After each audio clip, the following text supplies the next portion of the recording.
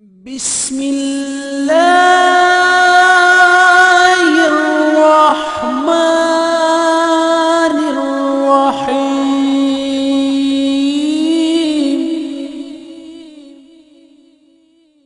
اے رب جہاں اے رب جہاں پنجتن پاک کا صدقہ اس قوم کا دامن غم شبیر سے بھر دے، اس قوم کا دامن غم شبیر سے بھر دے۔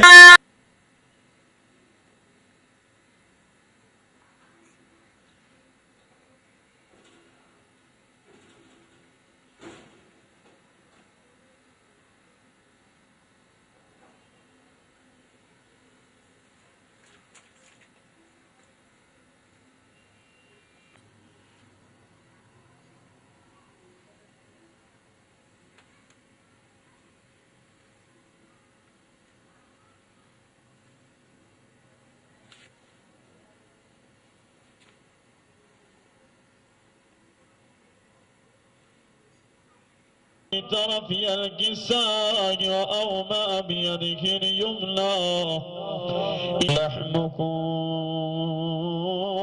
لحمي ودمكم دمي يؤلمني ما يؤلمكم ويحزنني لمرضاكم صلواتك وبركاتك ورحمتك وغفرانك صلوات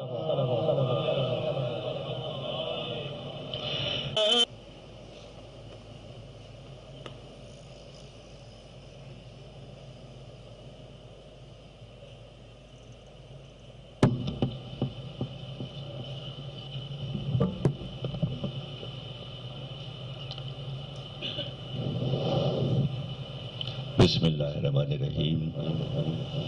تمام تعریفیں اللہ کے لیے، درود اور سلام محمد اور آل محمد کے۔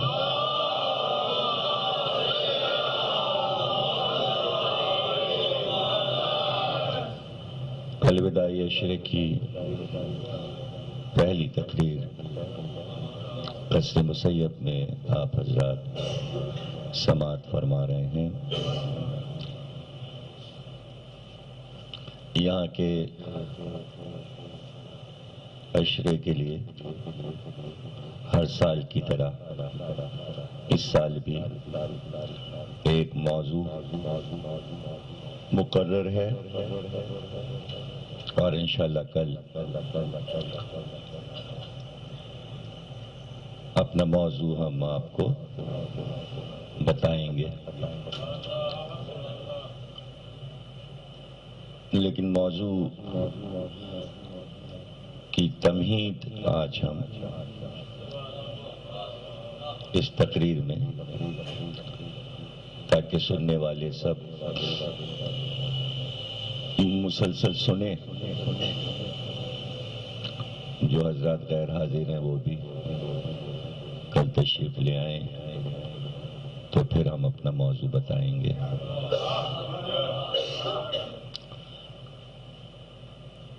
ایک ایسا اہم مسئلہ دین و شریعت میں ہے، تاریخ میں ہے، اور وہ ہے تو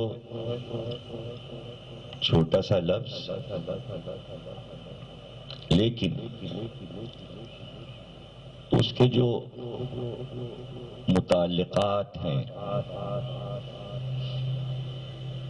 اور جو اس میں شاخیں اور شعبے بڑھتے ہیں تو وہ موضوع بہت وسیع ہو جاتا ہے۔ اور اس موضوع پر ابھی تک جو بھی یہاں پر عشرے پڑھے گئے گزشتہ برسوں میں، وہ موضوعات پڑھے گئے کہ جو اس سے پہلے عشرے کے موضوع کبھی نہیں بنے۔ جیسے یاد ہوگا آپ کو پچھلے سال پوری دنیا کی عزاداری پر عشرہ تھا، اور اس سے پہلے کے بھی موضوعات آپ کو یاد ہوگا۔ کیا قرآن کافی ہے؟ اور اس سے پہلے موضوع تھا بعد پیغمبر، اس سے پہلے کا یاد نہیں آ رہا، بہرحال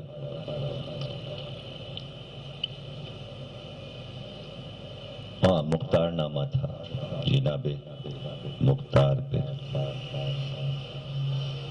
تو یہ عشرے یہاں کے زوار صاحب یہ آپ کو بتائیں گے کہ پورے ورلڈ میں اس وقت سنے جا رہے ہیں یہ عشرے قصر مسیب کے. عرب ممالک میں، امارات میں، ہندوستان میں، لکھنؤ میں، حیدرآباد دکن میں.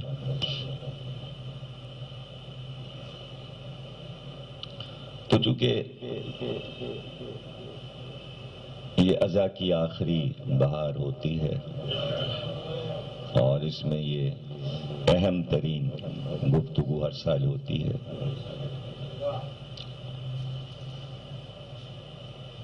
تو وہ موضوع یہ ہے کہ انبیاء جتنے اللہ نے بھیجے کیا وہ امیرانہ زندگی گزار سکتے ہیں؟ یہ ہے موضوع. اور پھر وہ دیکھیے تصور کیا ہے، یہ جو میں نے کہا انسانی تصور یہ ہے کہ نبی جو ہے وہ ایک فقیر ہوتا ہے. ذہن میں جو ایک خاکہ بنتا ہے انبیاء کا، پھٹے کپڑے پہنے ہوئے ہیں، پیون لگے ہوئے ہیں، پیر میں ٹوٹی جوتی ہے، ٹوٹا مکان ہے. یہ ایک تصور بنا لیا ہے مسلمانوں نے انبیاء کا، اور اس سے کوئی بری نہیں ہے، کوئی بری نہیں ہے. لیکن کیوں ہے ایسا تصور؟ یہ کیسے، یہ تصور کیسے بن گیا ہے؟ اور پھر اسی آئینے میں ہم اپنے نبی کو دیکھتے ہیں، اور پھر اسی آئینے میں ہم اہل بیت کو دیکھتے ہیں. یہ عجیب باتیں ہیں، سمجھ میں نہیں آتی میرے کہ یہ کتابوں میں بھی لکھتے ہیں، مجلس میں پڑھ بھی دیتے ہیں، اور بس وہ ایک عکس سا بنا لیا ہے کہ صاحب وہ چادر میں پیون لگے تھے اور رسول اللہ کی ابا جو تھی وہ پیون دار تھی اور پیٹ پہ پتھر باندھے رہتے تھے. یہ ایک عجیب بات مشہور ہو گئی ہے کہ یہ دنیا میں نہیں سنا کہ کوئی اگر بھوکا ہے تو پیٹ پہ پتھر باندھ لیا. یہ بات میرے سے ابھی وہ تو اور ہی مطلب وزن جب بڑھے گا خالی پیٹ میں تو وہ گر پڑے گا. میرے سمجھ میں نہیں آتا کہ وہ پتھر باندھ لیا پیٹ پر کے ساتھ، یعنی بھوک میں پتھر باندھ لیا، ایسے بھوکے رہتے تھے. تو یہ ساری باتیں جو ہیں پھیلی ہوئی تاریخ میں اور لوگ بیان کرتے ہیں، تو اس پہ ہم بولیں گے، اس پہ ہم بولیں گے. لیکن موضوع ہم ابھی نہیں بتا رہے، وہ کل آپ کو اخبار سے پتہ چلے گا. جب کل جنگ میں اعلان آئے گا موضوع کا تو وہ آپ کو خود ہی معلوم ہو جائے گا کہ موضوع کیا ہے اس عشرے کا.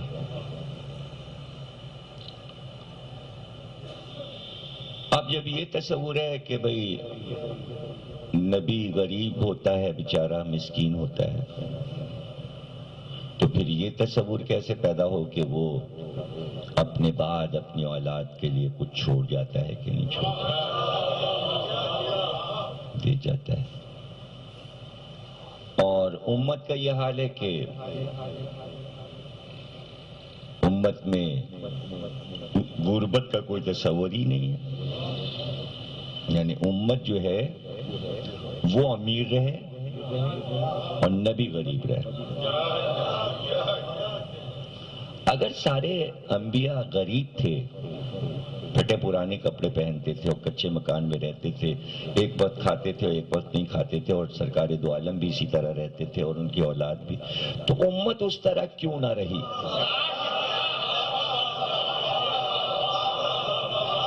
امت انبیاء کے نقش قدم پہ کیوں نہ چلی اور سرکار کی سنت پہ کیوں نہیں عمل کیا؟ یہ بات میرے سمجھ میں نہیں آتی. بلکہ کیا کوئی اسلامی ملک ایسا بھی ہے کہ جس میں یہ تصور دے دیا گیا ہے کہ کسی کو امیر نہیں بننے دیا جائے گا؟ کسی کو امیر نہیں بننے دیا جائے گا، وہ مکان نہیں رکھ سکتا، وہ جائیداد نہیں خرید سکتا، وہ جاگیر کا مالک نہیں ہو سکتا. ایسے کوئی آرڈر کہیں نکلے ہیں؟ آپ کے ملک میں کہیں ایسے آرڈر ہیں؟ اور اگر اس طرح کا آرڈر نکال بھی دیا جائے کہ بھئی دیکھیے جو غریب ہیں بیچارے، ان کی تسلی اور صبر کے لیے آپ لوگ امیر نہ بنیں، تو میں سمجھتا ہوں بڑا اچھا ہوگا یہ. لیکن امیروں کو غریبوں کی کوئی پرواہ نہیں، وہ مزید امیر بننا چاہتے ہیں، بنتے ہیں، اور غریب دیکھتے رہتے ہیں. انہیں سے کیا مطلب کہ ان کے پاس کیا ہے اور کیا نہیں؟ ہمارے پاس ہے، سب کچھ ہے، ان کے پاس ہو یا نہ ہو. اب ان کے پاس اگر ہو گیا تو یہ امیر کیسے رہیں گے؟ امیر تو آدمی جب ہوتا ہے نا کہ جب غریب کا وجود ہو. نہیں سمجھے آپ؟ بھئی ایک ہوتا ہے اندھا اور ایک ہوتا ہے آنکھوں والا. تو اندھا کیوں ہے؟ اس لیے کہ دنیا آنکھوں والی ہے. اور یہ آنکھوں والا کیوں؟ اس لیے کہ وہ اندھا ہے. تو اگر غریب سے پوچھیں کہ بھئی تم کیا چاہتے ہو؟ امیر بننا چاہتے ہو یا چاہتے ہو سب غریب ہو جائیں؟ تو میرے خیال میں کسی نے غریبوں سے پوچھا نہیں، کسی نے انٹرویو نہیں لیا، ورنہ پتہ تو چلتا کہ بھئی وہ کیا چاہتے ہیں. آیا وہ امیر بننا چاہتے ہیں یا یہ چاہتے ہیں کہ پوری دنیا غریب ہو جائے؟ اس لیے کہ پوچھا نہیں گیا، اس لیے مجھے بھی نہیں معلوم. مجھے نہیں معلوم کہ غریب کیا کہتا ہے. ہاں یہ معلوم ہے کہ اکبر بادشاہ نے کانے سے پوچھا تھا کہ کیا تو چاہتا ہے کہ تیری آنکھ صحیح ہو جائے؟ اکبر بادشاہ نے کانے سے پوچھا کیا چاہتا ہے تیری آنکھ صحیح؟ اس نے کہا نہیں، میں چاہتا ہوں پوری دنیا کانی ہو جائے. اب غریب کیا چاہتا ہے یہ تو پوچھ کے دیکھیے گا. اچھا پھر یہ کہ غریب کی تعریف بھی تو نہیں معلوم، اس لیے کہ بیچ میں اٹکا ہوا ہے متوسط طبقہ، اس کی وجہ سے غربت کا تصور ہی نہیں پیدا ہو پاتا. اس لیے کہ اگر کوئی کہے بھئی کچی آبادی والے جو ہیں وہ بیچارے وہ غریب ہوتے ہیں، لیکن جب کچی آبادیاں ٹوٹتی ہیں تو پتہ چلتا ہے کیا کیا سامان نکلا. ٹی وی نکلا، ڈش اینٹینا نکلا، کلاشن کوفیں نکلی، صوفہ سیٹ نکلے، تو پتہ چلا اوپر سے کچی آبادی کا پردہ تھا. یہ تو امیروں سے بھی زیادہ امیر ہیں. نام کچی آبادی، تو کچی پکی آبادی کیا؟ کچی آبادیاں تو پکی آبادیاں بنی ہیں. پہلے تو ساری کچی آبادیاں تھیں. رضویہ کب پکی تھی؟ اور اس کی یادگار میں ہر پکی جو ہو جاتی ہے تو ایک کچی رہ جاتی ہے بتانے کے لیے کہ یہ بھی کچی تھی. تو رضویہ کا بھی ایک حصہ کچا ہے. وحید آباد پیچھے کی طرف چلے جائیے، جہانگیر آباد کی طرف، عثمانیہ کے پیچھے سے چاروں طرف آپ کو کچی آبادیوں نے گھیرا ہوا ہے. ہم پکی آبادی ایسی انچولی میں، ایسی گلشن اقبال میں نالے کے ساتھ ساتھ کچی آبادیاں آپ کو ملیں گی. تو یہ کچی اور پکی آبادی یہ مکے میں بھی تھی، مدینے میں بھی تھی، اور یہ پوری دنیا میں پایا جاتا ہے. مسئلہ یہ ہر جگہ پایا جاتا ہے. تو یہ دراصل اس کا تعلق قبضہ گروپ سے بھی ہے. کچے پکے کا تعلق قبضہ گروپ سے ہے. تو یہ جتنے بھی جملے بول رہا ہوں یہ سب موضوع بنیں گے، اس لیے کہ آنے والی تقریروں میں قبضہ گروپ پہ گفتگو ہوگی.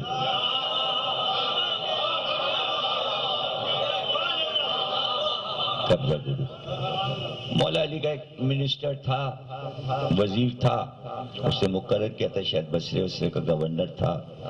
اس نے مولا علی سے کہا کہ ہمارے آپ ذرا دعوت پہ آئیے، کھانے پہ آئیے. تو آپ تشریف لے گئے اس کے یہاں. نہج البلاغہ میں خطبہ موجود ہے. یہ پورا واقعہ پس منظر میں نہج البلاغہ میں کہ آپ نے اس کی قصر کو دیکھا، قالین دیکھے، کھانے کا انتظام اور برتن. تو آپ نے کھانا نہیں کھایا اس کے یہاں، بلکہ یہ فرمایا کہ اس کے معنی یہ ہے کہ شہر کے لوگوں کا تم نے حق مارا ہے جب تم امیر بنے ہو. تو مولا علی کے مطابق امیر جب بنتا ہے جب کسی کا حق لے، کہیں کسی کا حق پامال ہوا، تبھی کوئی معاشرے میں امیر بنا. تو اس نظریے کے مطابق اگر آپ ہر امیر کو دیکھنا شروع کریں تو کیا کچھ لوگوں کا حق لیا ہے معاشرے میں اس نے؟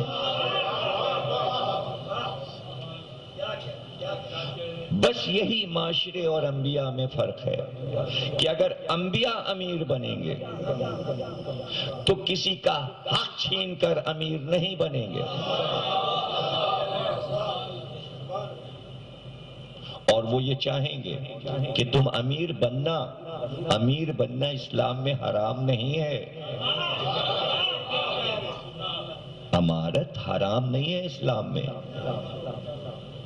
منع نہیں ہے، لیکن حق نہ کسی کا چھین لینا.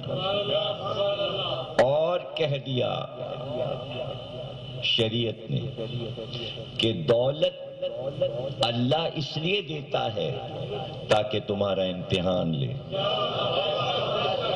اللہ کبھی دولت چھین کر امتحان لیتا ہے، کبھی دولت عطا کر کے. دونوں امتحان ہیں. دولت مند ہونا بھی اللہ کی بارگاہ میں امتحان ہے اور غریب ہونا بھی امتحان ہے. ہم نے دولت دی تمہیں اس لیے تاکہ تمہارے ذریعے سے ہم اپنے کچھ بندوں کو رزق پہنچا سکیں. اس لیے ہم نے قرآن میں کہا ہے اپنے لیے خیر الرازقین، خیر میں ہوں رازقین کا، یعنی میں انصاف کے ساتھ تقسیم کرتا ہوں. لیکن جنہیں میں نے رزق دیا اس لیے کہ تم بھی میری طرح تقسیم کرو، انہوں نے دبا لیا، انہوں نے عطا نہیں کیا. یہی فرق ہے معاشرے میں اور انبیاء میں. انبیاء کو اگر دولت دی جائے تو وہ تقسیم کرتے ہیں. اور یہ تصور غلط ہے کہ نبی امیر نہیں ہو سکتا. یہ تصور غلط ہے. اگر ایسا ہوتا تو پہلا نبی جو خلق کیا گیا، یہ آیت کبھی قرآن میں نہ لکھی ہوتی، انی جاعل فی الارض خلیفہ، ہم تمہیں زمین کا مالک بنا رہے ہیں. بات ارث سے شروع ہو رہی ہے، وراثت سے شروع ہو رہی ہے. وراثت میں زمین ہے. اور کل کا میرا موضوع جو عشرے کا ہوگا، باغ فدق قانون کی روشنی میں.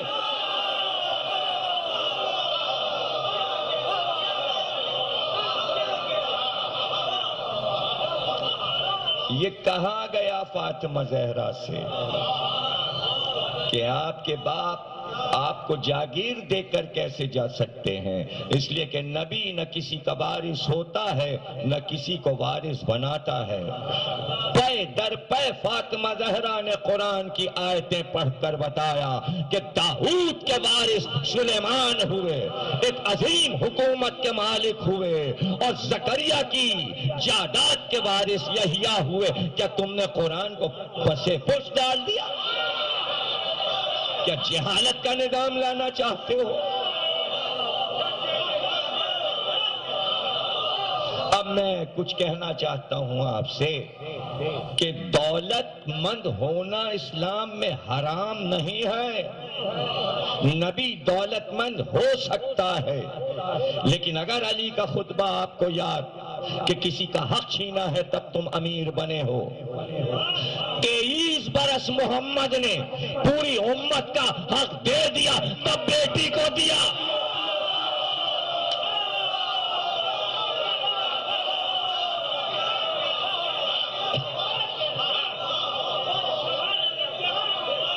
کہاں تصور میں تھا کہ جب مال غنیمت بٹتا تھا، جب زمینیں بٹتی تھیں، جب باغات تقسیم ہوتے تھے، تو کوئی تو کھڑے ہو کے پوچھتا ہم لوگوں کو تو آپ اتنا دیتے ہیں، ایک بیٹی آپ کے فاطمہ کو کچھ نہیں دیجیے گا. یہی وجہ تھی کہ جب فتح دیا تو امت کا کوئی آدمی اٹھ کے یہ نہیں کہہ رہا ہے کیوں دیا بیٹی کو. پتہ چلا اپنا حصہ لیے بیٹھے تھے اس لیے چپ رہے.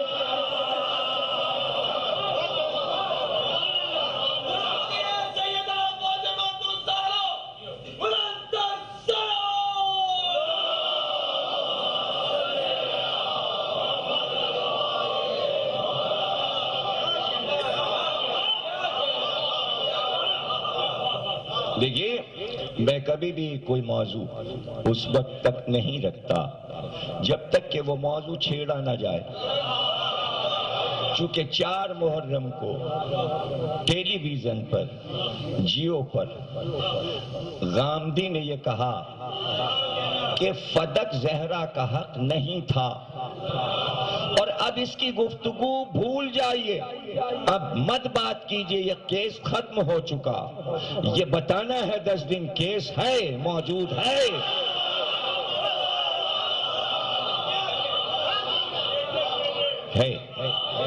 بڑی کوششیں ہیں لوگ.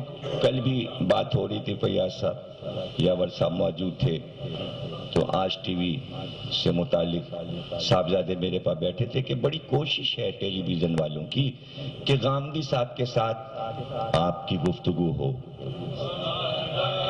جب ہوگی نا گفتگو کہ جب آپ اتنی نالج رکھتے ہوں.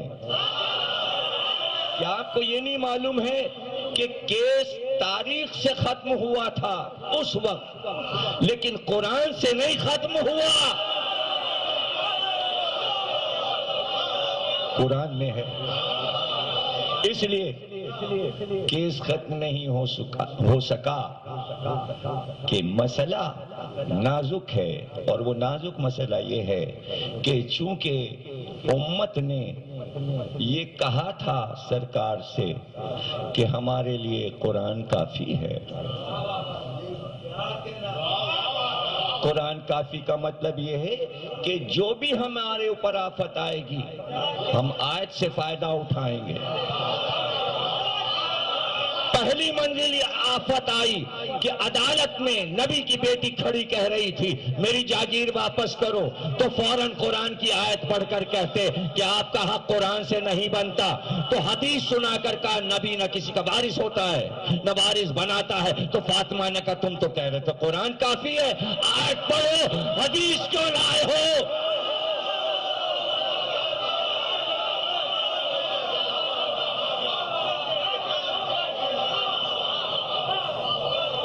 اور جملہ شاید پہلے بھی کہا ہے، اور اس پہ غور کر لیجئے کتنی عجیب بات ہے اور کتنا خوبصورت جملہ میں کہنے جا رہا ہوں کہ جب کہا قرآن کافی ہے تو پوری امت کو لکھنا چاہیے تھا اہل قرآن. دعویٰ کیا قرآن کا، لکھا اہل حدیث.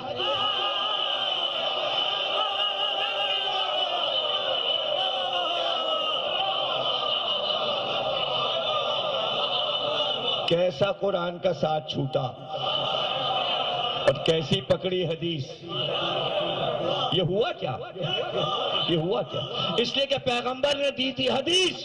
میں تمہیں 2 گرا قدر چیزیں چھوڑ رہا ہوں، ایک قرآن ایک اہل بیت. یہ تھی حدیث، چھوڑ دیا حدیث، پکڑا قرآن. اہل بیت کو چھوڑا گویا حدیث کو چھوڑا، قرآن کو لیا. لیکن توفیق نہ ہوئی کہ اہل قرآن بنے اہل حدیث. جو چھوڑا تھا وہی پکڑا، جو چھوڑا تھا وہ پکڑا. تو یہ گفتگو ہوگی، گفتگو یہ ہوگی اس حدیث پر کہ نبی وارث ہوتا ہے کہ نہیں ہوتا، وراثت میں کیا ملتا ہے۔ اب وہ ساری گفتگو سامنے آئے گی، چونکہ قانون کی روشنی میں ہم قانون کی روشنی میں دیکھیں گے، اور قانون سب سے بڑا قرآن ہے، قرآن کے بعد قانون حدیث ہے، شریعت ہے، پھر ساری دنیا کا قانون ہے، اور پھر پاکستان کا بھی قانون ہے، اسلامی قانون، اور آج کل قانون پہ آفت آئی ہوئی ہے، آج کل قانون پہ بڑی آفت آئی ہوئی ہے، اور وہ آفت اس لیے آئی کہ قانون دیکھتا کہیں اور کہیں اور دیکھ رہا ہوتا ہے۔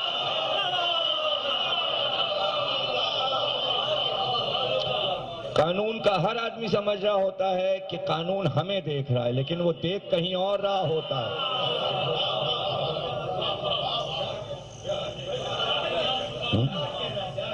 تصویر غور سے دیکھیے گا، چھپی ہوئی ہے، قانون کی تصویر چھپی ہوئی ہے، تو قانون کی آنکھیں دیکھیے گا۔ یہ پتہ نہیں کہاں سے مشہور ہوگا، قانون اندھا ہوتا ہے، اندھا نہیں ہوتا، کچھ اور بھی ہوتا ہے۔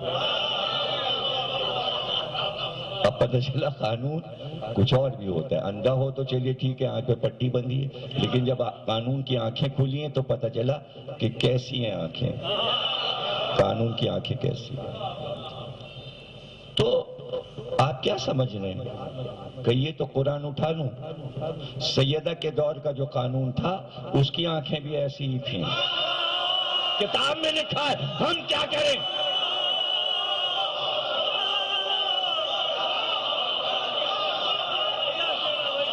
لکھا ہوا ہے، کتابی حوالہ ہم دیں گے آپ کو، آپ پڑھ لیجئے گا، جملے اس میں لکھیں وہ ہم نے کہے نہیں جو کتاب میں لکھیں، ہم نے تو بہت خوبصورتی سے آپ کو سمجھا دیا، لفظ تاریخ میں لکھا ہے، وہاں لکھا ہوا ہے۔ اس لیے میں کہتا ہوں پڑھیں بھی، جتنا سنیں اتنا ہی پڑھیں تو اور لطف دوبالا ہوگا۔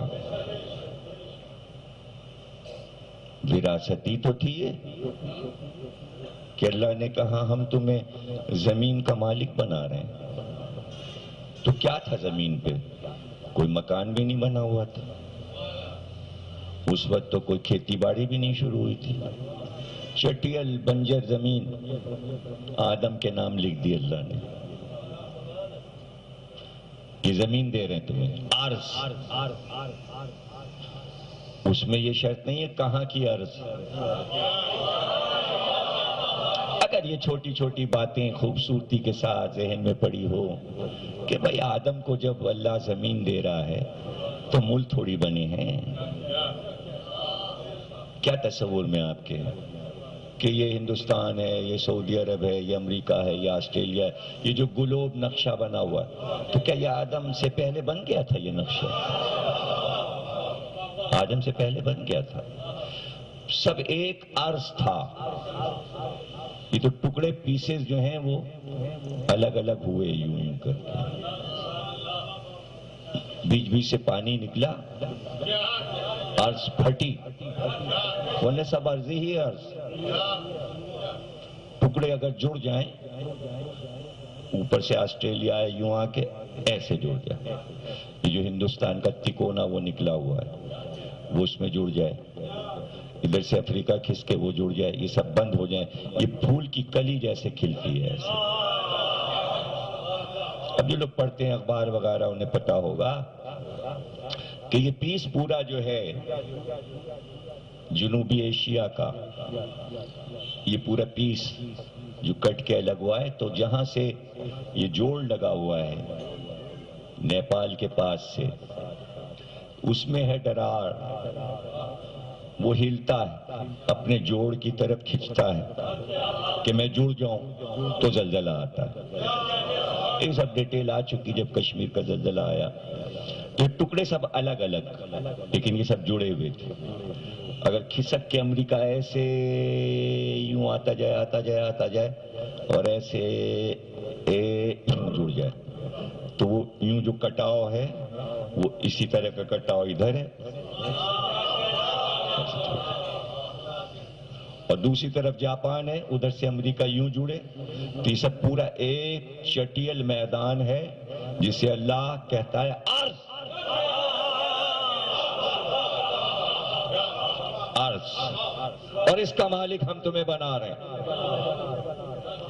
اب یہ پوری جائیداد قرآن کے مطابق، انجیل، توریت، زبور کے مطابق آدم کے نام لکھی ہوئی ہے۔ اب آدم کی اولاد کاغذات دکھائے کہ اگر آدم نے تقسیم کی ہے جائیداد تو کس کو کتنی کتنی زمین دی ہے، اور اگر کاغذات نہیں ہیں لوگوں کے پاس، بینامہ نہیں ہے، تو زمین قیامت تک آدم کی ہی رہ گئی، اس لیے کہ آج پکاری انی جاعل فی الارض خلیفہ۔ اب جو کچھ عرض پہ ہے سب آدم کا ہے، سب آدم کا ہے۔ نسلیں بڑھیں گی، بڑھتی رہیں گی، قیامت تک آتی رہیں گی، پھیلتی رہیں گی، لیکن آدم جس کو اپنا وارث بنائے،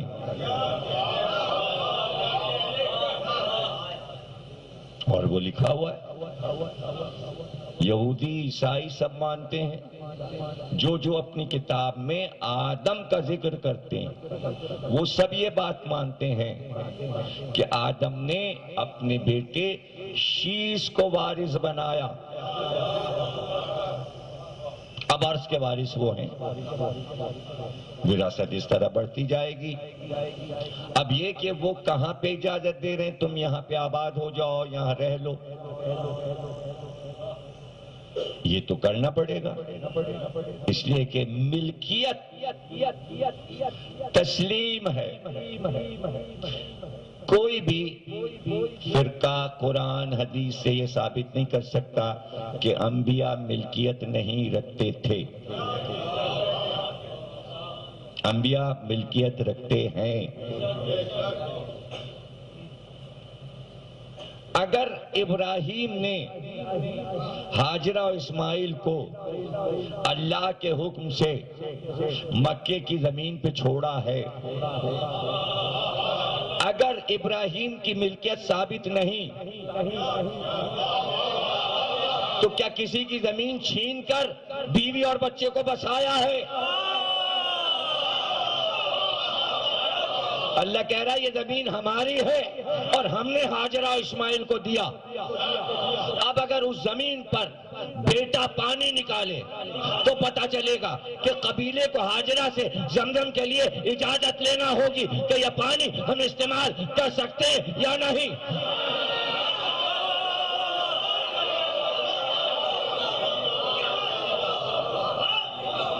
نبی کی ملکیت پر اللہ کا گھر بنا۔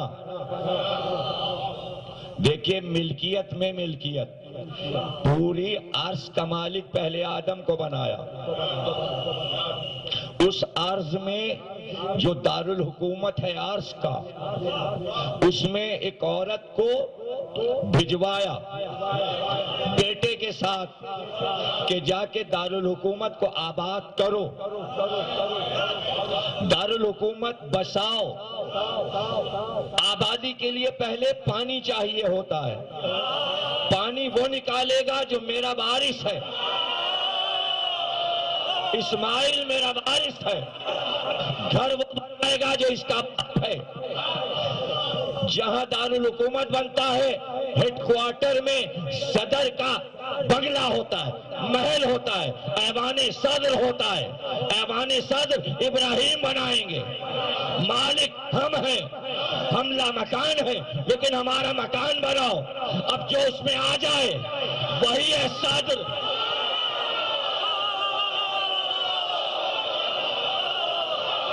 صدر وہ ہے۔ اب یہ نہ پوچھنا کہ صدر اتنے دن کے بعد آیا اولاد آدم میں، نہیں، ہم نے کہا تھا عرض یعنی زمین کا مالک آدم ہے، لیکن جسے کعبے میں بھیجا وہ ابو تراب ہے، وہ مٹی کا باپ ہے۔ آدم بھی بیٹے.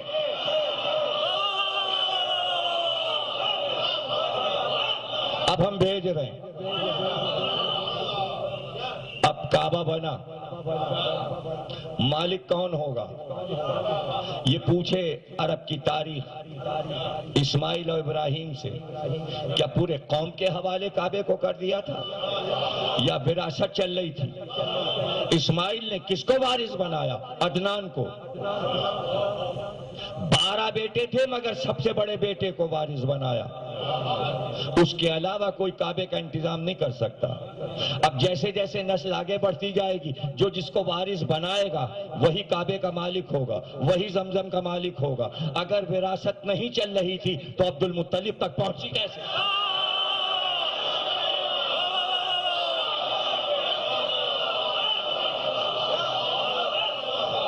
کعبے کی کنجی ان کے پاس، زمزم کے مالک ہی ہے. اور زمزم کے مالک کیا؟ زمزم تو قبیلہ بنی جرہم نے چھپا دیا تھا جب بھاگے. اس لیے کہ قبیلہ بنی جرہم آیا تھا، حاجرہ سے پانی کی اجازت مانگی تھی، پانی کی وجہ سے وہاں آباد ہوئے. حاجہ بی بی نے کہا استعمال کرو لیکن ملکیت ہماری رہے گی، پانی لے جاؤ لیکن زمزم ہماری ملکیت ہے. جناب حاجرہ نے کہا. جب لڑے، جنگ کی، بھاگے صدیوں کے بعد تو اس کو دفن کر دیا، مٹی میں چھپا دیا. صدیاں ہو گئیں، پانی باہر سے لاتے رہے، کنویں کھودتے رہے، زمزم غائب. جب عبد المطلب مالک ہوئے جناب ہاشم کے بعد، اور پہلا بیٹا اتنا بڑا ہوا کہ اپنے پیروں سے چلنے لگا، 8-10 برس کا ہو گیا تو ذرا قوت بازو ہوا، تنہائی ختم ہوئی عبد المطلب کی. تو ایک ایک گھر میں گئے، عربوں سے کہا کہ بھائی کب تک ہم پانی کے لیے ترستے رہیں گے، ہمارا ساتھ دو تاکہ ہم کھدائیاں کریں مختلف جگہ اور زمزم کو تلاش کریں. تو سب نے کہا بھائی اتنی گرمی اور جانے کہاں دفن ہے، کوئی ایک جگہ تو کھدائی ہوگی نہیں، جگہ جگہ کھودا جائے گا تب پتہ چلے گا کہ کہاں ہے زمزم. تو کیا عبد المطلب کو وہ جگہ نہیں معلوم تھی؟ معلوم تھی، لیکن بتانا چاہ رہے تھے کہ جس کی وراثت ہے وہی نکالے گا، ورنہ ڈھونڈ لیتے عرب عبد المطلب کے دور میں. تو ایک بیٹا، بڑا بیٹا ہرس بن عبد المطلب اور عبد المطلب، باپ اور بیٹے نے مل کے کھدائی کی، پسینہ پوچھتے جاتے ہیں اور کھدائی کرتے جاتے ہیں. جیسے کشتی نوح کا مذاق امت اڑا رہی تھی، اسی طرح عبد المطلب اور ان کے بیٹے کا مذاق مکے والے اڑائے کہ یہ کہاں سے ڈھونڈ لیں گے، جانے کتنی گہرائی میں زمزم دفن ہو گیا ہے. صدیاں گزر گئیں، پہاڑیاں بن گئیں، ریت کے پہاڑ بن گئے، اوپر کتنی مٹی ہے، کیسے نکالیں گے، اکیلے اتنی کھدائی اتنے فٹ تک کیسے کریں گے، کہاں سے مل جائے گا. لیکن وہ ہیں کہ اپنے دھن کے پکے ہیں اور وہ کھدائی کرتے جا رہے ہیں. لیکن ایسے میں کھدائی کرتے کرتے ایک دعا بھی مانگتے جا رہے ہیں، کہتے جا رہے پروردگار اگر تو جس طرح تو نے یعقوب کو 12 بیٹے عطا کیے، اگر مجھ کو بھی تو 12 بیٹے عطا کر دے تو ایک بیٹا تیری بارگاہ میں پیش کر دیں گے، ایک ایک تیری راہ میں قربان کر دیں گے، تیرے نام پہ قربان کر دیں گے. اللہ نے سن لی، بیٹے دے دیے، بیٹوں پر بیٹے ہوئے. آل یعقوب کی طرح آل عبد المطلب بھی مشہور ہوئی. سارے بیٹے ماشاءاللہ برابر کے جوان بھی ہوئے، حسین، خوبصورت، قداور، سرداروں کے بیٹے تھے، امیروں کے بیٹے تھے، عرب کے سلطان کے بیٹے تھے، سبھی شہزادے تھے، انبیاء کی اولاد تھے. آدم سے یہاں تک نسل نکھرتی ہوئی چلی آ رہی تھی، پاک سلبوں میں آ رہے تھے، پاک ماؤں کے فرزند تھے، پاک دادیوں کے فرزند تھے، طاہرہ نانیوں کے بیٹے تھے. تو دادا اور نانا کا کیا کہنا، جدھر سے عبد المطلب نکل جائیں تو 12 بیٹے ساتھ ساتھ. ظاہر ہے کہ حسد تو ہونا ہی تھا، اتنے بیٹے عرب میں کس کے تھے. برابر کے جوان بیٹے، اور پھر کھدائی کرتے ہوئے زمزم تک پہنچ گئے۔ 2 سونے کے ہرن تھے، 2 سونے کے ہرن تھے، وہ کعبے میں چڑھائے تھے کسی بادشاہ نے، ہرن سونے کے، اس کے گرد سانپ لپٹے ہوئے، سونے کے بنے ہوئے، سونے کے۔ وہ جب قبیلہ جرم والے بھاگے تو اسی زمزم کے ساتھ کعبے سے اٹھا کے ان کو بھی دفن کر دیا تھا اسی میں۔ تو وہ تو ایک دولت تھی کہ جب ہم واپس آئیں گے تو کھود کے نکال لیں گے، ہمیں جگہ معلوم ہے کہ کہاں ہم نے یہ چیزیں گاڑی۔ تو کہتے ہیں کہ جب اندر سے نکلے عبد المطلب تو ایک بغل میں ایک ہرن دبا ہوا تھا، دوسرے بغل میں ایک ہرن دبا ہوا تھا، اور اس طرح اوپر چڑھتے ہوئے چڑھائی پر آئے۔ جب زمزم پھوٹا، پانی باہر آیا تو لوگوں کو پتہ چلا زمزم ظاہر ہو گیا۔ تو اب کس کی مجال ہے کہ جو عبد المطلب سے یہ کہے کہ یہ زمزم ہمارا ہے؟ قدرت نے چاہا تھا کہ غیب میں جائے اور پھر مالک پھر اسے نکالے۔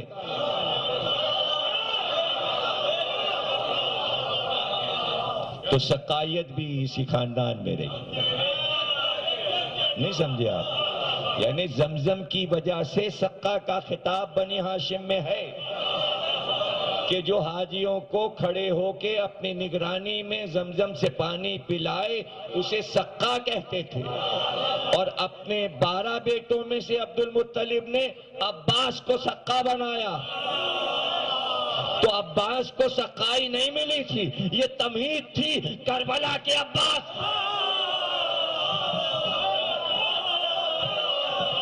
اب کتنے لوگ جانتے ہیں کہ عباس بن عبد المطلب سقے تھے؟ صرف اس عباس کو لوگ کہتے ہیں، لیکن اس کے ساتھ ایک لفظ ہو گیا سقائے سکینہ، تاکہ خطاب جو ہے اس سے معزز ہو جائے جو عباس بن عبد المطلب کے لیے۔ تو سقائے زمزم اور ہے، سقائے سکینہ اور ہے۔ میری کتاب اگر آپ پڑھیں جناب ام البنین، اس میں ہم نے یہ بات لکھی ہے اور تحقیق کے ساتھ پہلی بار اردو میں منظر عام پہ آئی ہے، عربی میں تو تھی، کہ راوی نے حضرت امام جعفر صادق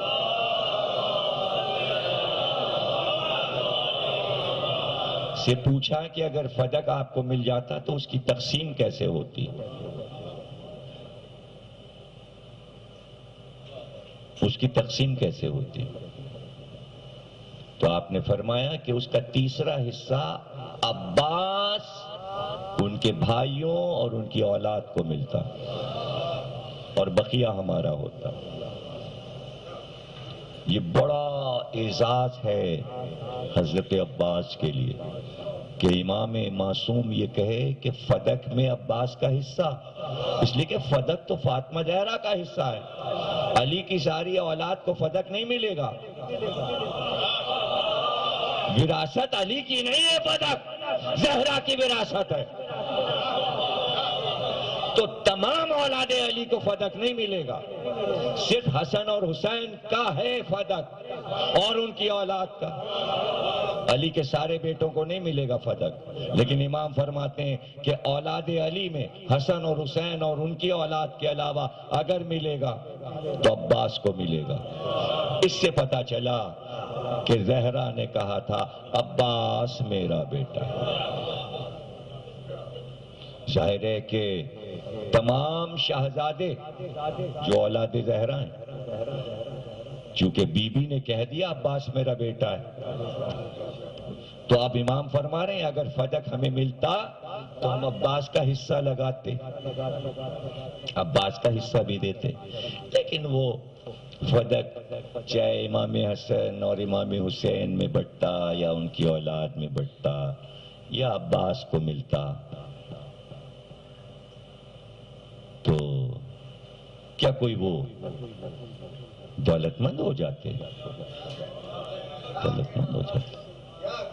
تو راوی نے پھر یہ بھی تو پوچھا ہوگا کہ اگر فدق مل جاتا تو آپ لوگ تو بادشاہ ہوتے، محلوں میں رہتے، سونا اور چاندی آپ کے گھروں میں بھرا ہوتا۔ تو اس نے پوچھا کہ فدق اگر آپ کے پاس ہوتا تو آپ کیا کر رہے ہوتے؟ اس کا مصرف کیا تھا؟ امام صادق سے پوچھا راوی، اس کا مصرف کیا تھا؟ آپ نے غلام کو بلایا اور کہا اس کو لے جاؤ اور ہمارے مکان کے تمام کمروں کے دروازے کھول دو۔ غلام نے سارے دروازے کھولنے شروع کیے اور کہا ہر کمرے میں جا، ہر کمرے میں جا۔ ایک کمرے سے نکلا، دوسرے کمرے میں گیا، تیسرے کمرے میں گیا، کہا کیا دیکھا؟ کہا میں نہیں دیکھا، تازہ کھجوریں زمین سے آسمان تک بھری ہوئی ہیں اور شیر ٹپک رہا ہے کھجوروں سے۔ کہا دیکھ لیا؟ دیکھ لیا تو نے؟ یہ سب فدق کی کھجوریں۔ فدق ہو کسی کے پاس، ملک جب فصل آتی ہے سارے پھل یہاں آ جاتے ہیں اور یہ اسٹور ہے ہمارا۔ غلام سے کہا دروازے بند کر دو۔ سارے حجروں کمروں کے دروازے بند ہو گئے۔ کہا اب شام کو آنا، دوپہر اب شام کو آنا۔ شام کو حاضر ہوا، غلام سے کہا سارے کمروں کے دروازے کھول دو اور اس کو ہر کمرے میں لے جاؤ۔ باری باری ہر کمرے میں گیا، کہا کیا دیکھا؟ کہا کمرے تو سب خالی پڑے ہیں، وہاں کھجوروں کا نام نشان نہیں ہے۔ کہا جو حقدار تھے ان تک جا چکی، اس طرح اللہ ہمیں دے رہا ہے اور اس طرح ہم تقسیم کر رہے ہیں۔ اگر ہمارے پاس فدق ہوتا تو پوری امت ہمارے در سے پل نہیں ہوتی، کسی کا حق نہ چھینا جاتا، کسی کا حق نہ چھینا جاتا، پھر غریب امیروں کا شکوہ نہ کر رہے ہوتے اور ہر ایک امیر بن کر غریبوں کا حق نہ مار رہا ہوتا۔ اس لیے فدق زہرا کو دیا تھا رسول اللہ نے کہ آیت یہ نازل ہوئی تھی فَآتِ ذِی الْقُرْبَى حَقَّهُ وَالْمَسَاکِینَ وَابْنَ السَّبِیلِ۔ سورہ روم اور سورہ بنی اسرائیل یہ واحد آیت ہے جو دو بار نازل ہوئی، ایک جگہ وَآتِ ذِی الْقُرْبَى، ایک جگہ فَآتِ ذِی الْقُرْبَى، صرف وا اور فے کا فرق ہے۔ اور کیا ارشاد ہو رہا ہے کہ ہم نے آپ کو جو مال دیا ہے آپ فوراً اسے، حق ہے یہ حق ہے کہ اگر آپ قربا کو دے دیجئے تاکہ ادا ہو جائے مسافر اور مفلس کا حق۔ جب لکھا گیا وثیقہ فدق کا تو اس میں یہ شرط تھی کہ اب زہرا ذمہ دار ہیں، ہر مسلمان مسافر اور مفلس کو زہرا کھلائیں گے۔ لیکن عجیب بات ہے کہ قرآن کا حکم تھا، حکومت نے قرآن کے خلاف اقدام کیا، لیکن پھر بھی عجیب بات ہے کہ قرآن شرط کہہ رہا ہے کہ اگر قربا کو یہ مل گیا تو مسافر کو دو اور پھر مفلس کو دو۔ یہ عجیب بات ہے کہ وہی چیز جس پہ اللہ دار و مدار کر رہا ہے کہ مفلس بھی پلے گا مسافر بھی پلے گا، اور وہ زہرا کے ہاتھ سے چیز نکل چکی، لیکن آج بھی زہرا کا گھر باقی ہے اور اس وقت بھی زہرا کا گھر تھا، اور جب تک 12 امام ہیں زہرا کا در ہے، گھر ہے، لیکن کبھی مفلس نے یہ نہیں کہا آج ہم خالی ہاتھ ہیں۔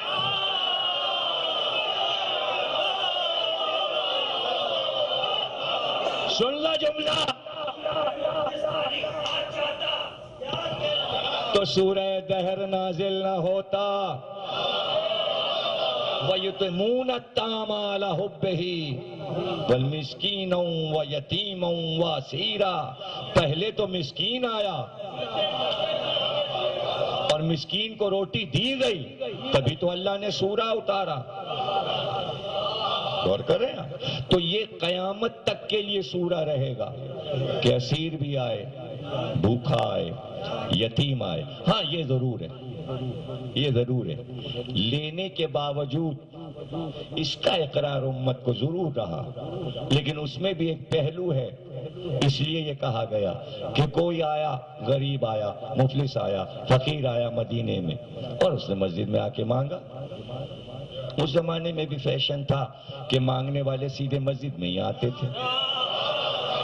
وہ یہ سوچ کے آتے تھے بھائی یہ جو ہے نا شرع اور فقہ پوری کر رہے ہیں، یہ متقی ہیں، نمازی ہیں. دیکھیے ماشاءاللہ داد دینے میں تو آپ لاجواب ہیں، اور آپ سکھاتے بھی تو ہیں نا. یہ تو آج تو پہلا دن ہے، تو آگے کی کلاس تو ماشاءاللہ فرسٹ کلاس ہوتی ہے نا، تو پیچھے والے تو عمل دیکھ رہے ہوتے ہیں، اور کچھ بیچ بیچ میں بیچارے بیٹھ جاتے ہیں نو سکھیے، وہ ذرا مطلب وہ سوچتے ہیں پہلے دن یہ کریں نہ کریں، مطلب اس میں کوئی فائدہ ہے یا نہیں ہے، یا بغیر سنتے رہیں ایسے ہی مفت میں سنتے رہیں بغیر ٹیکس کے. ارے اجر تو رسول نے بھی مانگا ہے تبلیغ کا، تو میرا اجر کہاں ہے؟ میرا اجر کہاں ہے؟ اور جو نہ دے اجر ابھی پتہ چلے گا کہ پھر وہ کیا ہے. اس لیے دیکھیے کبھی یہ نکتہ بھی میں آپ کو نیا دے رہا ہوں، کوئی نہیں بولا اس کے اوپر کہ یہ کیا قصہ ہے کہ جہاں قرآن میں نماز کا ذکر ہے فوراً زکوٰۃ کا ذکر ہے. یہ کیا ہے؟ امتحان نمازی کا ہے، پڑھ لی اب دے کے دکھاؤ. اس لیے علی نے نماز میں دیا. یہ امتحان ہے، یہ امتحان ہے، امتحان نمازی کا ہے. ایسا تو نہیں کہ نمازی دیکھنے میں اور سجدے میں دغا بازی. پتہ تو جب چلے گا جب فقیر آئے گا. فقیروں نے جیسے راستہ دیکھ لیا جب سے انگوٹھی گری تھی کہ صدیاں گزر گئیں، جب مدینے میں آیا تو پھیرا لگایا مسجد نبوی پہ. اب رسول نہیں ہے کیوں آتا ہے؟ اب علی نہیں ہے کیوں آتا ہے مسجد نبوی میں؟ چھوڑ دیجئے، جانے دیجئے، میرے ساتھ چلیے. اگر آپ کو یقین نہیں ہے ابھی چلیے مسجد نبوی میں، ذرا سا بیٹھ تو جائیے، بس ذرا دیر لگے گی 2 رکعت پڑھنے میں، اور پیچھے سے ہو. ارے پوری مسجد نبوی میں ٹہل رہے ہوتے ہیں. اجے ڈیوٹیاں ہیں، پہلے وہاں آپ آراف پہنچے، وہاں پہنچے ہوئے ہیں. ہر خیمے میں بھائی جن لوگوں نے کیا حج عمرہ کچھ یاد آیا، جنہوں نے نہیں کیا انہیں تو چھوڑ دیجیے. احرام باندھے. اچھا ایک کا میں نے انٹرویو لے لیا، لڑکا تھا کوئی تقریباً 25 سال کا. ارے میں نے کہا بھیا تم یہ کیا کہاں سے آئے ہو؟ کہنے میں نیپال سے آیا ہوں. اتنی دیر میں ایک اور فرق، میں نے کہا تم کہاں سے ہو؟ کہنے میں ڈھاکہ سے آیا ہوں. میں نے کہا چکر کیا ہے؟ کہنے ہم لوگوں تو ویزا لیتے ہی اسی پہ ہیں کہ زکوٰۃ لینے جا رہے ہیں، اگر ہم لوگ نہ آئے تو پھر زکوٰۃ کون لے گا؟ یہاں تو سب بادشاہ رہتے ہیں. ارے شہزادوں کا ملک ہے، زکوٰۃ کون لے؟ کل کے فقیر شہزادے بن گئے. ان شہزادوں کو فقیروں کی ضرورت ہے، اس لیے کہ نماز کے ساتھ شرط ہے، حج کے ساتھ زکوٰۃ کی شرط ہے، تو وہ نکلے گی تو جائے گی کہاں؟ تو سب ویزے لے کے آتے ہیں. مینا میں، عرفات میں، کعبے میں، مدینے میں. یہ فقیر نہیں انہیں کہہ سکتے، اس لیے کہ ماڈرن ہوتے ہیں، زکوٰۃ لینے آتے ہیں، لاکھوں کروڑوں لے کے جاتے ہیں. تو آج تک ہاں جائیے گا مگر مانگے گا نہیں، آپ سید ہیں، آپ پہ زکوٰۃ حرام ہے.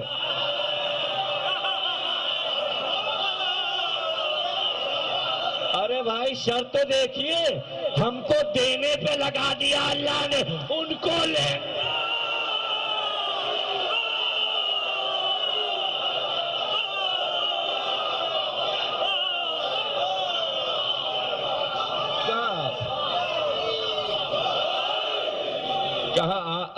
ہماری کتابیں کہاں پڑھ رہے ہیں؟ احسان اور ایمان کتاب نہ پڑھیے، ٹائٹل تو دیکھ لیجئے، اس پہ 2 ہاتھ بنے، ایک دینے والا ہاتھ، ایک لینے والا ہاتھ۔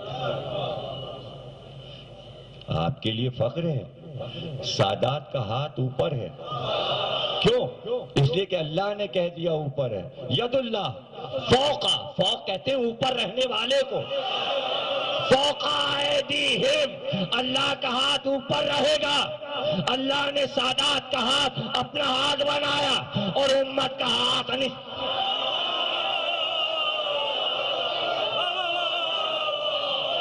اور یہ بھی کہہ دیا، عجیب عجیب باتیں ہیں کہنے کو سامنے کی، سوچنے میں بڑی۔ کہہ دیا صدقہ، صدقے کے معنی لغت میں لکھوا دیے ہاتھ کا میل۔ ارے جب سادات کے ہاتھ کا میل امت کی دولت بن گیا تو سادات کیا تھے؟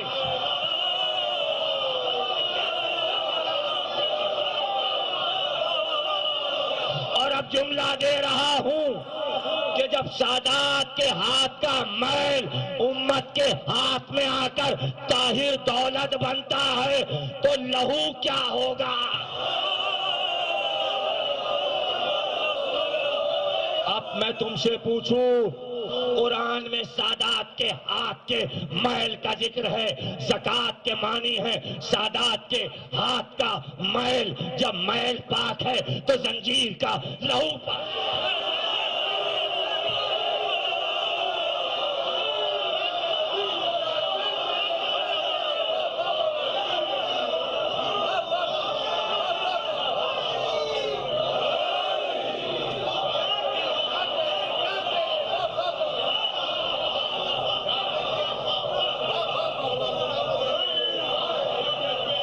تو مشہور ہو گئی بات۔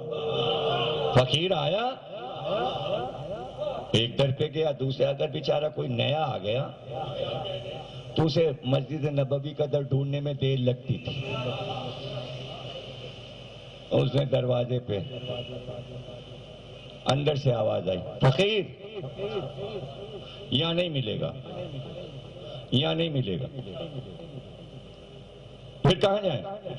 ایک ہی سقی رہتا ہے مدینے میں، ایک سقی، وہیں جاؤ۔ اس نے پوچھا کون ہے مدینے میں سقی؟ کہا حسین۔ ہر در سے آواز آتی، شرم نہیں آئی، حق لے لیا، پھر بھی فقیر کو وہیں بھجوائے چلے جا رہے ہیں۔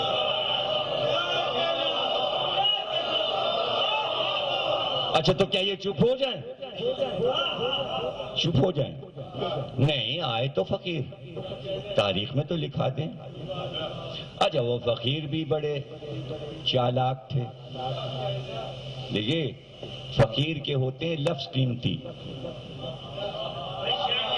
دیکھیے فقیر کم بولتا ہے اور جو بولتا ہے وہی اس کی قیمت ہے۔ اللہ تمہاری اولاد کو سلامت، حسین کے صدقے میں، علی کے صدقے میں، وہاں سے چل رہا ہے علی اور حسین کا صدقہ۔ اگر ہر درس سے فقیر کو مل گیا ہوتا تو صدر کی بسوں میں کسی اور کا حوالہ بھی آتا۔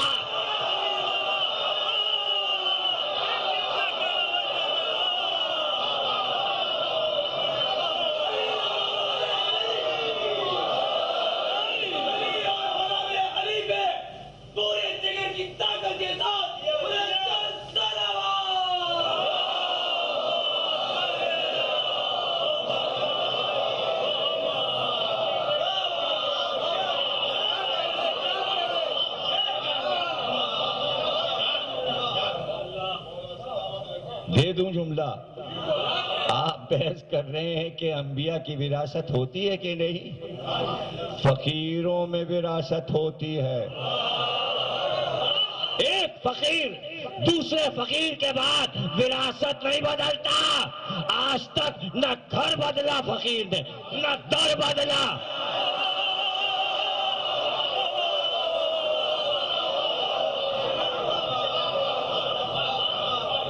پہلا پہلا جملہ کہتا ہے دے دو اللہ کے نام پر، اور پھر کہتا ہے تمہیں علی کا صدقہ، حسنین کا صدقہ، فاطمہ کا صدقہ. دو اللہ کے نام پہ، جو تم نے دیا نام اس پہ لکھا ہے اللہ کا، مگر صدقہ ہے پنجتن کا. نہیں سمجھے؟ کائنات میں اللہ جو کچھ دے رہا ہے، فقیر بتا رہا ہے یہ ہم دیتے تو ہیں تمہیں مگر پنجتن پر سے.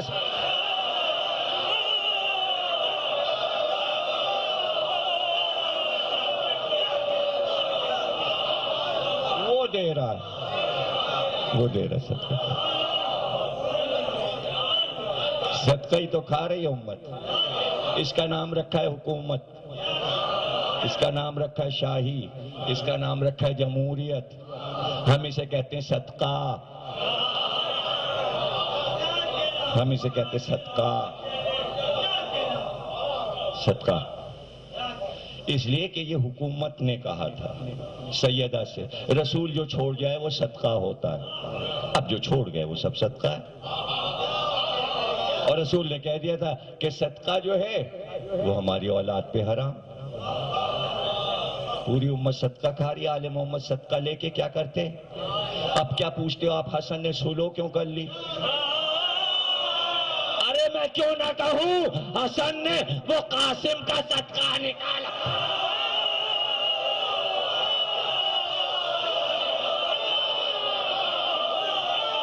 کتاب تو میری پڑھو، شہزادہ قاسم 650 صفحے کی ہے. ایسا شہزادہ تھا. صدقہ دے دی.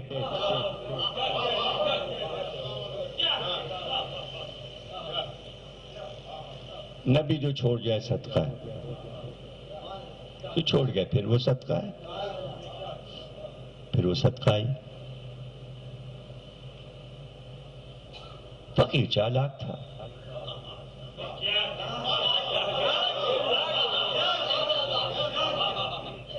اس نے در پہ کھڑے ہو کے 3 شعر پڑھے اور اس میں حسین کی مدح کی. اس نے بتایا، فقیر نے، سائل نے مدینے والوں کو بتایا کہ شعر اس کی مدح میں کہے جاتے ہیں جو سخی ہوتا ہے. 2.5 لاکھ صحابہ گزرے ہیں، آج تک کسی کی شان میں کوئی قصیدہ نہیں ملتا. قصیدہ حسن اور حسین کی شان میں ملتا. قصیدہ علی کا کہا جاتا ہے، قصیدہ فاطمہ کا کہا جاتا ہے. اس لیے کہ فقیر لکھوا گئے. شاعر بھی ایک طرح کا فقیر ہی ہوتا ہے. ہاں اور کیا، ابھی وہ بھی مانگتا ہے. وہ جو 3 شعر کہے،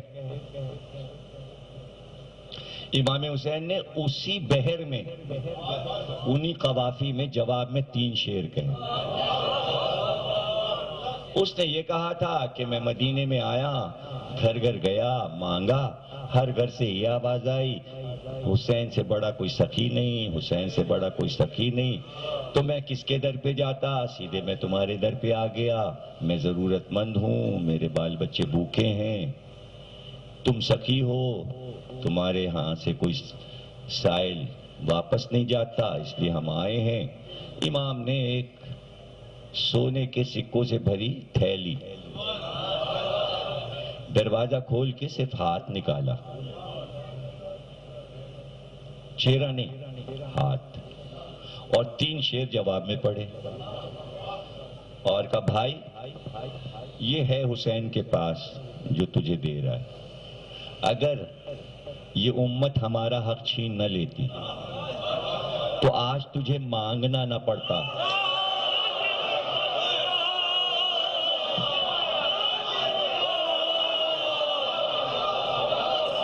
اب جب تک اسلامی ملکوں میں فقیروں کا وجود رہے گا تو تاریخ لکھتی رہے گی. اگر آل محمد کا حق نہ چھینا جاتا تو گلی گلی میں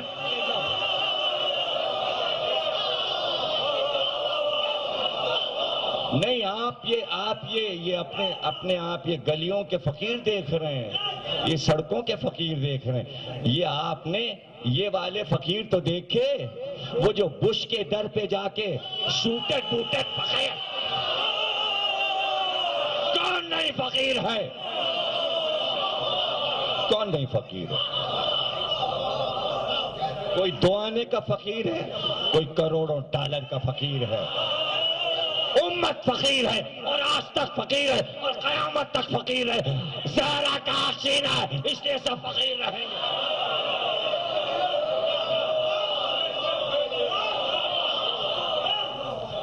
گاندھی خود فقیر ہے. کل میں نے سنیے نا، کل میں نے آج ٹی وی والے سے پوچھا کہ وہ تو آپ کے ہاں آج پر تھا، جیو پہ کیسے چلا؟ کہنے ان کا مسئلہ ہے. کیوں بھائی فیاض صاحب؟ یہی اس نے کہا، ان کا مسئلہ ہے پیسہ، جیو نے زیادہ دیا چلے گئے.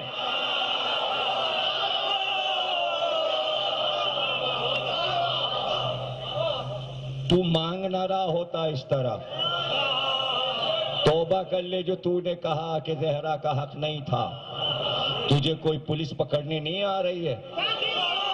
کہنے میں کیا ہے کہ زہرا کا حق تھا؟ یہ کہنے میں کیا ہے کہ زہرا کا حق تھا؟ مجلس لمبی ہو ہی گئی آج، حالانکہ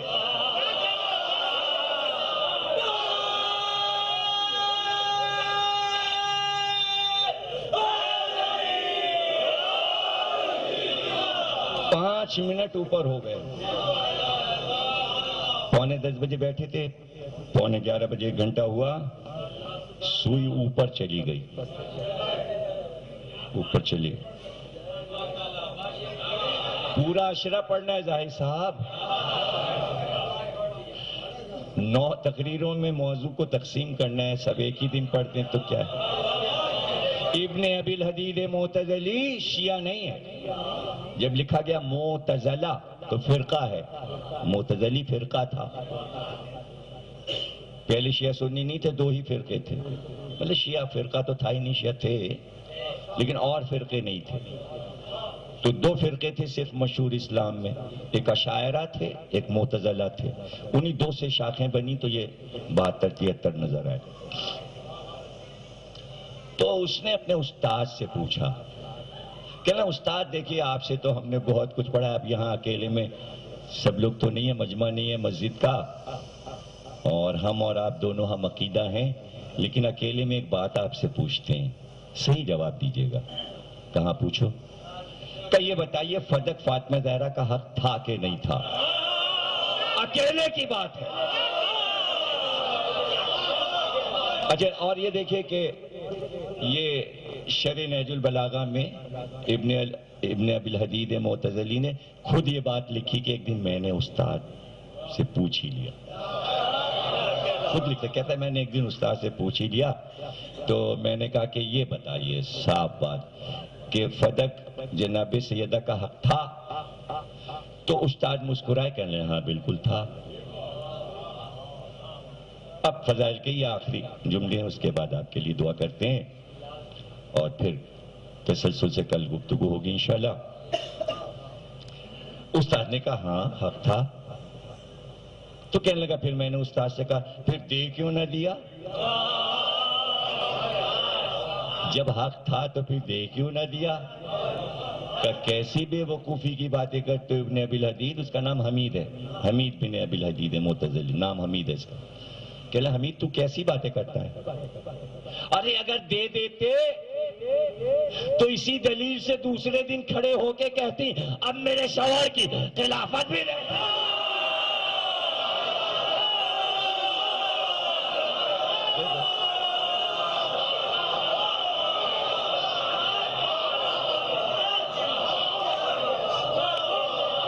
دلیل کا یہ تھا مسئلہ. اس لیے مقدمہ ابھی موجود ہے اور بارہا کہا مقدمہ ختم نہیں ہوا. مثالیں دے چکا ہوں، بڑے پرانے مقدمے عدالت میں، فائلیں دوبارہ کھلتی ہیں. دوبارہ کھلتی ہیں. ابھی تو الطاف حسین صاحب نے کہا ہے کہ بھٹو کی فائل دوبارہ کھولی جائے, پھانسی کا مقدمہ دوبارہ شروع کیا جائے. اور ابھی بہت سے کیسز ہیں چلیں گے, ختم ہو گئے, بند ہے. حمود الرحمان کمیشن بند, بنگلہ دیش بند, نتیجہ ہی نہیں سنایا گیا. کبھی تو فائلیں کھلیں گی, جب کھلیں گی تو پھر سے مقدمہ چلے گا. لیاقت علی خان کا دوبارہ شروع ہوا, بہت سے مقدمے دوبارہ شروع ہوئے. قائد اعظم کے مذہب پہ کیس دوبارہ شروع ہوا. تو کیس کوئی مرتا نہیں, ہر دور میں کوئی نہ کوئی اٹھ کے وارث کہتا ہے فیصلہ غلط ہوا, فیصلہ غلط ہوا. تو جب تک وارث موجود ہیں کہتے رہیں گے فیصلہ غلط ہے, فائل کھولو, فائل کھولو. اب اس میں لڑنے بھڑنے کی بات ہی نہیں ہے. آپ اپنا وکیل لائیے, ہم اپنا وکیل لائیں, پھر سے چلے. اگر ہار گئے تو پھر ہار گئے, جیسے جناب سیدہ ہار گئی تھی تو ہم بھی ہار جائیں گے. اگر ہم کروڑوں سال بھی ہارتے رہیں تب بھی فائل کھلتی رہے گی. آپ سمجھے ہی نہیں, اگر ہم جیت گئے تو فائل بند ہو گئی.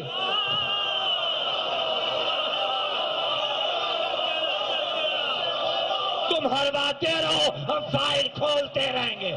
تو یہ موضوع کو چھیڑا گاندھی نے تاکہ قصر مسیب میں فائل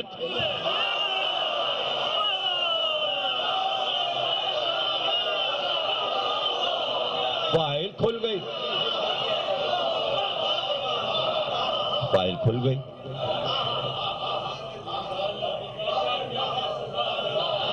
اب دیکھیں 9 دن ہم نے یہ نہیں کہا کہ تاریخ کی روشنی میں, یہ نہیں کہا قرآن کی روشنی میں, یہ نہیں کہا حدیث کی روشنی میں, ہم نے کہا قانون کی روشنی میں. جتنے قانونی نکتے ہیں وہ سارے ہم 9 دن میں آپ کے سامنے پیش کریں گے کہ قانون سے ثابت ہے کہ نہیں کہ زہرا کا حق تھا, زہرا کا حق تھا. تو ہم نے بات کہاں سے شروع کی؟ فی الارض خلیفہ. زمین آدم کی ہے, لکھ کے جا رہے ہیں شیش کی, وہ لکھ کے جا رہے ہیں انوش کی, وہ لکھ کے جا رہے ہیں متشلق کی, وہ لکھ کے جا رہے ہیں لمک کی, وہ کہہ رہے ہیں نوح کی, وہ لکھ رہے ہیں سام کی, وہ لکھ رہے ہیں تارق کی, وہ لکھ رہے ہیں ابراہیم کی, وہ لکھ رہے ہیں اسماعیل کی, وہ لکھ رہے ہیں عدنان کی, وہ لکھ رہے ہیں حمیسہ کی, وہ لکھ رہے ہیں علیسہ کی, یہاں تک کہ قصی تک آ کے کلاب اور ہاشم اور عبد المطلب عرض کے مالک ہیں, عرش کے مالک ہیں. اس کے باوجود عباس ذرا بنی اسد کو بلا, عرش کے مالک ہو. نہیں, آپ نہیں سمجھے بات. جب ہم نے کہا السلام علیکہ یا وارثہ آدمہ صفوت اللہ, اے آدم کے وارث حسین تجھ پہ سلام, تو عرش حسین کو آدم کی وراثت میں ملی. اور بنی اسد سے کہا تمہاری ہے زمین؟ کہاں؟ کہ یہ 60,000 درہم, یہ لو 60,000.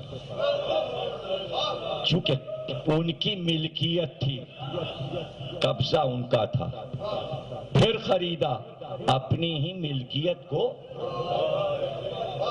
بنی اسد سے خرید. نہیں, کمال تو یہ ہوا کہ خرید لیتے تو احسان کیا.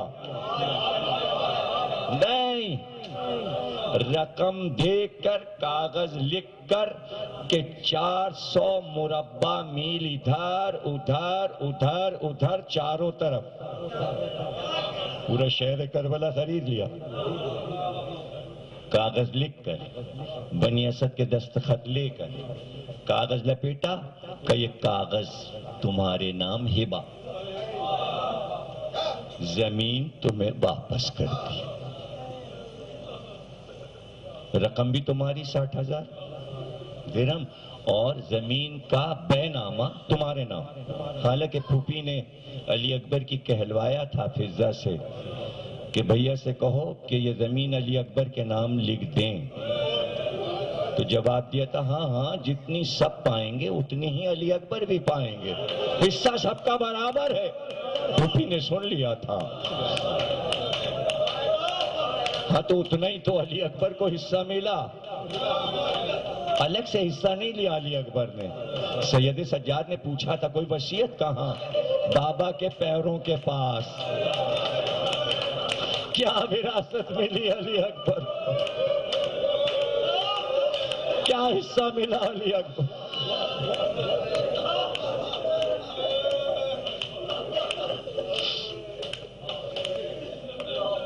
بابا کے پیروں کے پاس قبر بنائیے گا۔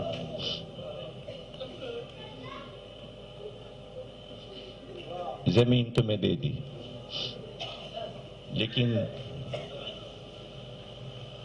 3 باتیں میری یاد رکھو گے، بھولنا نہیں۔ وراثت میں بچوں کو بتاتے رہنا، آنے والی نسلوں کو، بھول نہ جانا۔ زمین اس لیے واپس کی ہے، پیسے بھی تمہیں رقم بھی دے دی ہے کہ یہ بات نہ بھولنا، جب بھٹکتے ہوئے میرے زائر آئیں میری قبر کا پتہ بتا دینا۔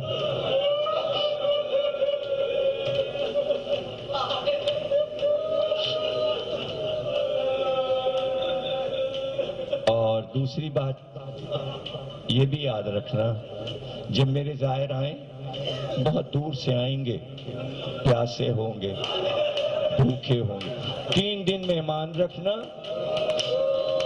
3 دن انہیں کھانا دینا، پانی دینا، پوچھتے رہنا پیاسے نہ رہیں، میرے زائر بھوکے نہ رہیں۔ اور تیسری بات یہ کہ میری قبر کو بھول نہ جانا، بچوں کو لے کر آتے رہنا۔ تقریر ختم ہو گئی، عاشور کا دن جب ہو جاتا ہے تو پورے عراق میں جہاں جہاں بنی اسد آباد ہیں اپنے دیہاتوں سے 7 محرم کو چلتے ہیں، 3 دن کے سفر پر 11 محرم کی صبح کو، آخری جملے تقریر کے، بنی اسد کا قافلہ 11 کی صبح کو آتا ہے، لیکن دوڑتے ہوئے آتے ہیں، بھاگتے ہوئے آتے ہیں، ہانپتے ہوئے آتے ہیں، پیروں میں مٹی بھری ہوئی، پیروں میں کانٹے، ساتھ میں بچے بھی، عورتیں بھی، سر پہ پٹیاں بندھی ہوئی، لیکن خالی ہاتھ نہیں آتے۔ آپ کو پتہ ہے کیا لے کے آتے ہیں؟ کسی کے ہاتھ میں کدال، کسی کے ہاتھ میں پھاوڑا، کسی کے ہاتھ میں خالی کوزہ، کسی کے ہاتھ میں گھڑا پانی کا اور پانی سے بھرے جام، اور کہتے ہوئے آتے ہیں آقا ہم آ گئے، علی اصغر کو پانی پلاؤ، علی اکبر کو پانی پلاؤ، شکیرہ کو پانی پلاؤ، اور بنی اسد ماتم کرتے جاتے اور طریقے کے پھرتے جاتے۔ جب کوئی آواز نہیں آتی وہی کوزے اپنے سر پہ توڑتے جاتے، کہتے جاتے یا عباس یا عباس۔ باراللہ اس عبادت کو قبول فرما، ہمیں کوئی غم نہ دینا سوا غم حسین کی، باپ کے بہت عطا دے۔ جو مرحومین ہیں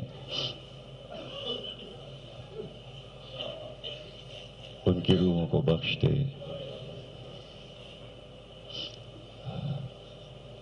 نہیں سمجھ میں نہیں آ گا، کھڑے ہو کے پڑھ دیں۔ پروردگار امام زمانہ کا ظہور فرما، تاجیل فرما۔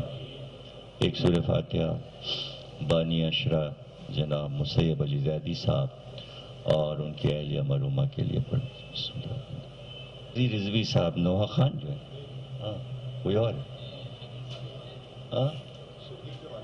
شکیل صاحب کے والد کے لیے دعائیں صحت کرے، باغ کے محمد اور آل محمد، اللہ انہیں صحت عطا فرمائے۔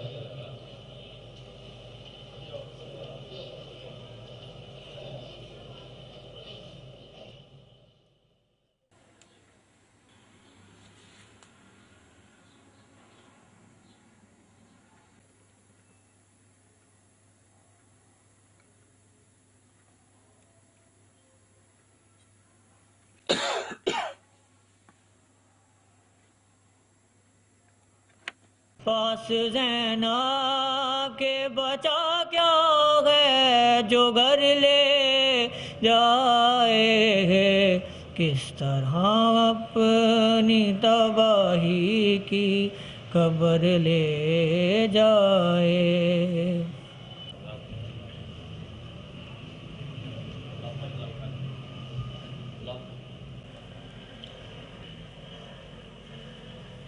بسم اللہ الرحمن الرحیم.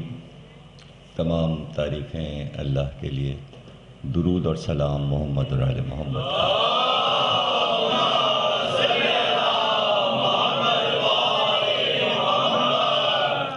الوداع عشرے کی دوسری تقریر قصر مسیب میں آپ حضرات سماعت فرما رہے ہیں.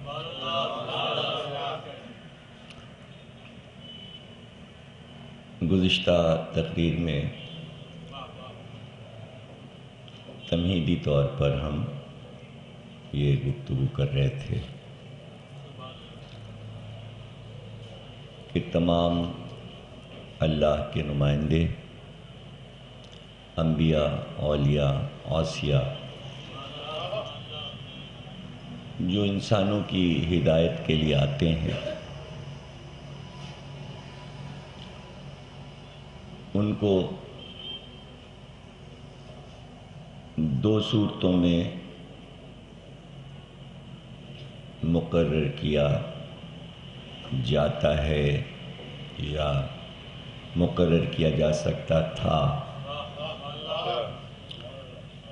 ایک صورت تو یہ ہے کہ تبلیغ کی راہ میں ظاہر ہے کہ وہ انسانوں کو جب بلائیں گے اپنی طرف دین پر، تو ان کے پاس مادی ذرائع ہونے چاہیے. چونکہ اس دنیا کا کام ہے اور انسان کو جتنی چیزوں کی ضرورت ہے، اگر نبی وہ سب کچھ نہیں دیتا تو وہ کہاں سے لائیں گے؟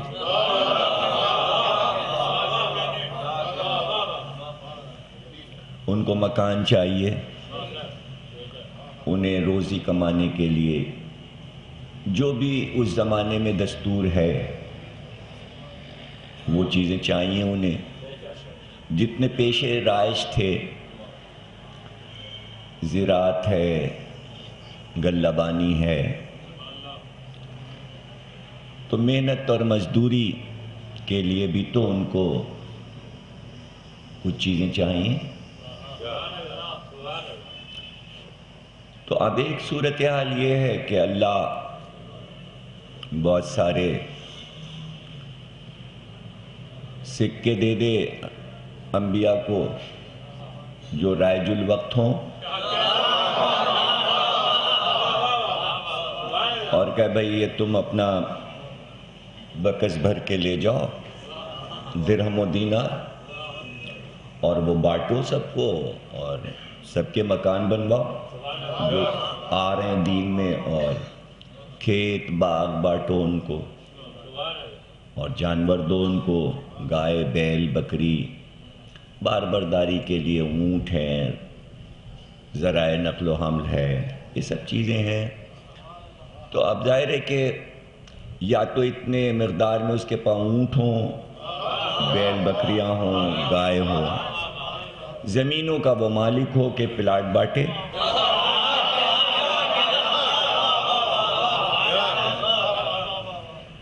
اور اگر آپ یہ کہتے ہیں کہ بھئی سب کچھ ان کے پاس تھا، تو وہ ان کے پاس کہاں سے آیا؟ ان کے پاس کہاں سے آیا؟ اس لیے کہ ابھی تو جب انبیاء آنا شروع ہوئے ہیں تو ابھی تو ملیں وغیرہ تو لگی نہیں ہیں، سڑکیں نہیں بنی ہیں، آفیسز نہیں کھلے ہیں.